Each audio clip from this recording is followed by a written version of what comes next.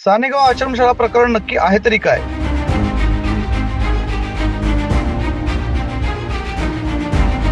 रोहा तालुक्यातील सानेगाव असे आदिवासी आश्रमशाळेत 22 नोव्हेंबर 2025 रोजी नेमकं काय घडलं?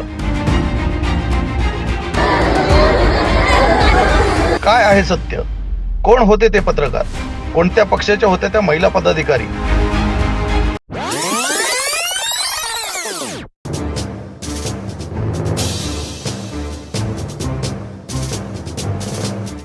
सानेगाव आश्रमशाळा प्रकरण नक्की आहे तरी काय, या प्रश्नाची उत्तराची संपूर्ण जिल्ह्याला आता उत्सुकता लागून राहिली आहे. 10 दिवस, होय, संपूर्ण 10 दिवस उलटले, पण एकही जबाब नाही. ना सत्य बाहेर आलं, ना दोषींवर कारवाई झाली. जणू कोणीतरी सत्याला साखळदंड घालून दडपून ठेवलं आहे. आश्रमशाळा जी आदिवासी मुलांची आशा आहे, शिक्षणाचे पवित्र स्थान आहे, तिथे नेमकं काय सुरू होतं? गैरप्रकार, गैरव्यवहार? तर मग ज्यांनी हे पाहिलं, ज्यांनी हे ऐकलं, ज्यांनी आम्हाला माहित आहे असं भासवलं, त्यांनी पुरावा जनतेसमोर का ठेवला नाही?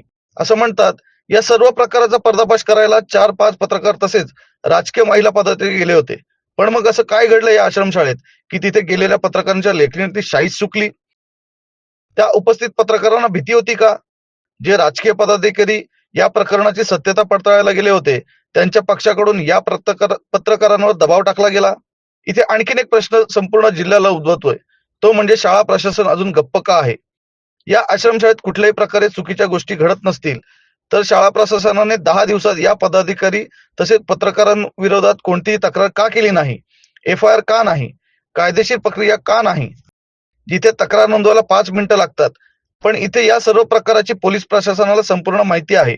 पोलीस घटनास्थळी पोहोचली होती, तरी देखील मग 10 दिवस उलटून प्रशासनाकडून त्वरित ऍक्शन घेतली का नाही? जनतेला उत्तर हवंय.